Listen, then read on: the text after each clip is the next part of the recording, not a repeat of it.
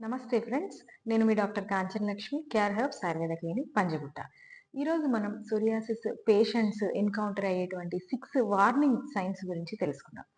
ఈ warning signs ఎప్పుడైతే వాళ్ళు చూస్తారో వాళ్ళ సోరియాసిస్ పెరుగుతుందని ఈ పేషెంట్స్ తెలుసుకోవచ్చు. మొదటిగా చూసుకున్నట్టయితే స్కిన్ మీద బంప్స్ లాగా రెడ్‌గా రావడం.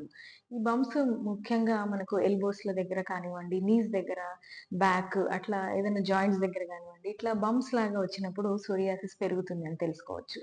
రెండవ warning sign scales, greyish scales లాగా అంటే పొట్టులాగా రావడం లేదా రెడ్డిష్ స్కేల్స్ లాగా ఎక్కువగా పెరుగుతూ ఉంటే ఈ స్కేల్స్ అది కూడా ఒక వార్నింగ్ సైన్ లాగా తీసుకోవచ్చు. మూడవది ఇచ్చింగ్ లేదా పెయిన్ ఎక్కువగా ఉండడం. ఈ పెయిన్ గాని, ఇచ్చింగ్ ఎక్కువగా ఉన్నప్పుడు ఎప్పుడైతే మనం స్క్రాచ్ చేస్తామో ఆ దురద వల్ల సో అక్కడ ఉండేటువంటి చిన్న బ్లీడింగ్ స్పాట్స్ లాగా అయిపోయి మళ్ళీ ఇన్ఫెక్షన్‌కి దారి తీసేటువంటి అవకాశం ఉంటుంది కాబట్టి ఇది కూడా ఒక వార్నింగ్ సైన్ లాగా మనం అనుకోవచ్చు. ఇంకొకటి ఫ్యామిలీ హిస్టరీలో ఎవరికైనా సోరియాసిస్ ఉంటే గనక దాన్ని కూడా వార్నింగ్ సైన్ లాగా తీసుకొని అంటే సిబ్లింగ్స్‌కి అక్క చెల్లెళ్ళకి కానివ్వండి, అన్న తమ్ముళ్ళకి లేదా పిల్లలకు ఫ్యామిలీ హిస్టరీలో ఉండేప్పుడు వాళ్ళకి ఎక్కువగా వచ్చేదానికి అవకాశం ఉంటుంది కాబట్టి ఇదొక వార్నింగ్ సైన్ లాగానే మనం తీసుకోవచ్చు.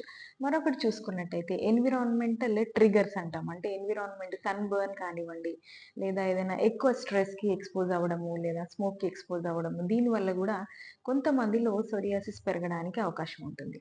ఆరవ సైన్ చూసుకున్నట్టయితే జాయింట్ పెయిన్స్. ఎవరికైతే సోరియాసిస్ ఉంటుందో వాళ్ళలో ముఖ్యంగా ఒక 20% మెంబర్స్‌కి కొన్ని రకాల జాయింట్స్ ఇన్వాల్వ్ అవ్వడం వల్ల శరీరంలో ఇన్‌ఫ్లమేషన్ పెరగడం వల్ల జాయింట్ పెయిన్స్ అనేవి విరివిగా చూస్తూ ఉంటాం. ఎప్పుడైతే ఈ జాయింట్ పెయిన్ వస్తుందో ఈ వార్నింగ్ సైన్ లాగా మనకు సోరియాసిస్ పెరుగుతుంది అనేది మనం అర్థం చేసుకోవాలి. ఈ వార్నింగ్ సైన్స్ అన్నీ కూడా సోరియాటిక్ పేషెంట్స్ అబ్జర్వ్ చేసుకొని సరియైన సమయంలో వాళ్ళు చికిత్స తీసుకోగలిగితే గనక తప్పక మీ సోరియాసిస్ అనేది కంట్రోల్ అవుతూ ఉంటుంది. మీకు గనక మా వీడియో నచ్చినట్టయితే తప్పక మా ఛానల్‌ని సబ్స్క్రైబ్ చేయండి. మీకు తెలిసిన సోరియాటిక్ పేషెంట్స్ ఎవరైనా ఉంటే వాళ్ళకి ఈ వీడియోని షేర్ చేయండి. మీకు గనక సోరియాసిస్ గురించి ఎటువంటి డౌట్ ఉన్నా మా కామెంట్ బాక్స్‌లో కామెంట్ చేయండి. సోరియాసిస్ పేషెంట్స్ ఎవరైనా ఉంటే తప్పక మా కన్సల్టేషన్ తీసుకొని మా దగ్గర ఉండేటువంటి మెడిసిన్స్‌ని వాడుకొని మీ సోరియాసిస్‌ని తగ్గించుకోండి. Thank you.